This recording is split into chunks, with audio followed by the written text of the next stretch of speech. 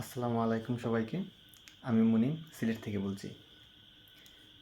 গত এক সপ্তাহ বা ৮ দিন আগে একটা নিউজ বের হয় যে ফ্রান্স ফিলিস্তিনকে রাষ্ট্র হিসাবে স্বীকৃতি দিতে প্রস্তুত, বা এমনও হতে পারে যে কিছুদিন পর ফ্রান্স ফিলিস্তিনকে রাষ্ট্র হিসাবে স্বীকৃতি দিবে।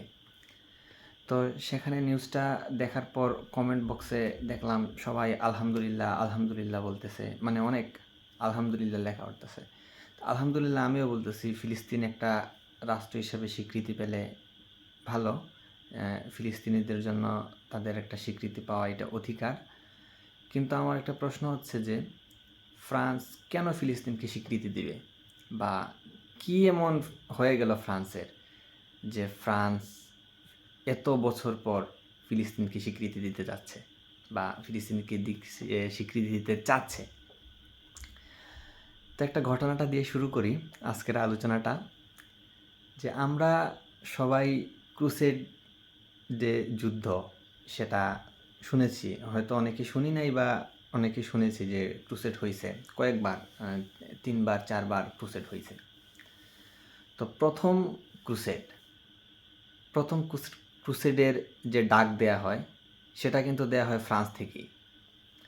তো ফ্রান্সের পোপ যে দ্বিতীয় উরবান ছিল, 1900 বলতেছি, সেটা 1095 সালের দিকে, 1095 সালের নভেম্বরে দ্বিতীয় উরবান পোপ ফ্রান্সের একটা শহর আছে ক্লারমাউন্ট নাম, তো সেখানে একটা সভা ডাকেন যে এই আমার খ্রিস্টান যারা প্রতিবেশী আসো, ইউরোপের যত খ্রিস্টান আসো, সবাই আসো, আমরা একটা আলোচনায় বসি।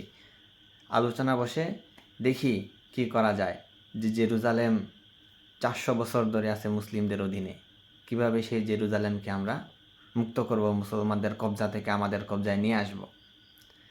তো উরবান এই আলোচনার মাধ্যমে ইউরোপের একটা বৃহত্তর সেনাবাহিনী গঠন করে প্রথম ক্রুসেডের ডাক দেয়, ক্রুসেডের জন্মযুদ্ধ শুরু হয়। তারপর প্রায় 3 বছর যুদ্ধের পরে এই ক্রুসেডীয় বাহিনী, খ্রিস্টান বাহিনী জেরুজালেমকে ঘিরে ধরে, সিজ করে ফেলে জেরুজালেমকে সিজ করার পর এত হত্যাযজ্ঞ চালায় যে জেরুজালেমে বসবাস করা যত পুরুষ, যুদ্ধের জন্য সক্ষম যত পুরুষ, সবাইকে হত্যা করে। সকল নারীকে, সকল শিশুকে, সকল বৃদ্ধকে, প্রত্যেকটা জীবন্ত মানুষকে এই ক্রুসেডীয় বাহিনী হত্যা করে জেরুজালেমকে তাদের কবজায় নিয়ে নেয়, মানে ফিলিস্তিনকে তাদের কবজায় নিয়ে নেয়। তো কী এমন হলো ফ্রান্সের যে ফ্রান্স আবার ফিলিস্তিনকে স্বীকৃতি দিতে যাচ্ছে? আবার দেখা যায় যে উসমানীয় খিলাফত যখন হেরে যায় বিশ্বযুদ্ধের পর, তখনও কিন্তু এই মিডিল ইস্টকে, এই মধ্যপ্রাচ্যকে ভাগ করে খায় ফ্রান্স আর ব্রিটেন। মধ্যপ্রাচ্যের সকল সমস্যার মধ্যে আছে তাদের হাত, ফ্রান্স ও ব্রিটেন, তারা দুইটা। তাহলে কি এমন হলো যে ফ্রান্স ফিলিস্তিনকে স্বীকৃতি দিতে চাচ্ছে? কেন স্বীকৃতি দিতে চাচ্ছে ফ্রান্স ফিলিস্তিনকে? তাছাড়া ফ্রান্স আফ্রিকায় শত শত বছর ধরে লুটপাট করতেছে, এখনও তারা লুটপাটের রাজত্ব কায়েম করে আছে আফ্রিকার মধ্যে।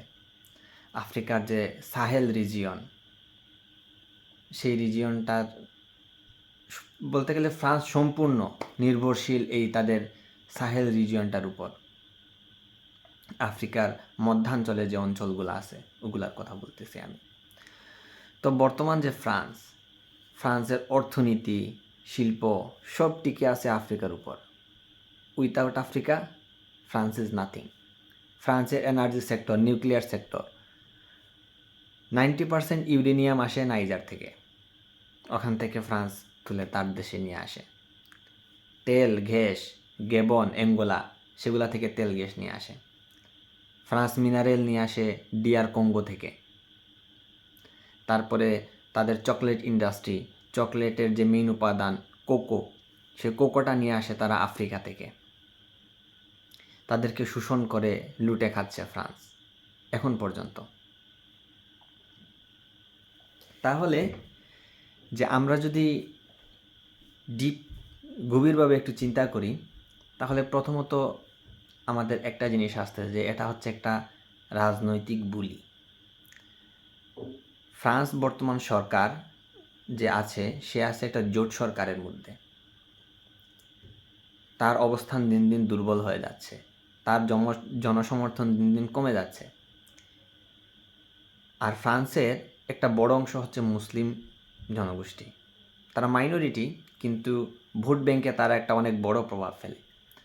তো এই মুসলিম মাইনরিটি অংশটাকে ম্যাক্রন তার নিজের দলের দিকে আকর্ষণ করার জন্য এইসব বুলি দিচ্ছে। তাছাড়া তাদের আর কোনো স্বার্থ নাই। তারা কখনো ফিলিস্তিনকে স্বাধীন দেখতে চায় না।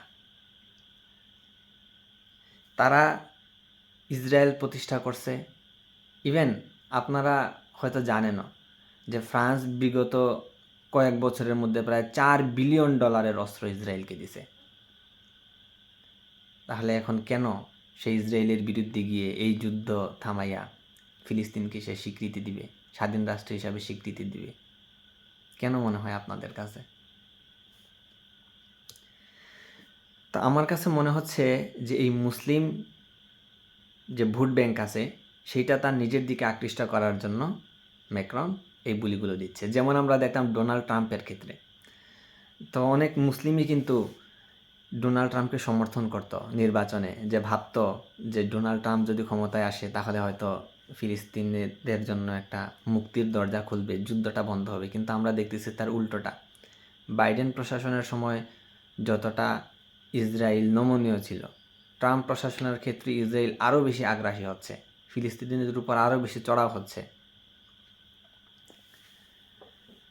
তাহলে এ হচ্ছে আমাদের আলোচনা। আমার কাছে যেটা মনে হয় যে ফ্রান্স তার জাস্ট একটা রাজনৈতিক উদ্দেশ্য হাসিল করার জন্যই এই কথাগুলো বলতেছে। তো আমাদেরকে আরও গভীরে চিন্তা করতে হবে। ফিলিস্তিনের মুক্তি কখনো পশ্চিম থেকে আসবে না। ফিলিস্তিনিদের মুক্তি হবে যখন আমরা অর্থনৈতিকভাবে স্বাধীন হব, আমাদের একটা শক্ত অর্থনৈতিক অবস্থান থাকবে তখন, আমাদের একটা প্রযুক্তিগত শক্ত অবস্থান থাকবে তখন ফিলিস্তিন স্বাধীন হবে। আমাদের যখন একটা স্বাধীন শক্তিশালী সামরিক বাহিনী থাকবে তখন ফিলিস্তিন স্বাধীন হবে। এর আগে কখনো ফিলিস্তিন স্বাধীন হবে না। ধন্যবাদ সবাইকে।